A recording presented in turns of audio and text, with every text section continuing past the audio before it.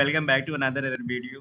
If your PlayStation network is not working or you are having trouble connecting to your PS5 console, don't worry about it. In this video, I will show you how to fix this problem. So keep the video till the end and follow my tips. Network outage report. Click on the down detector and check here. You can check the by graph. If any issue found here, then wait to fix this problem. And if no issue found in network, then follow the next solution.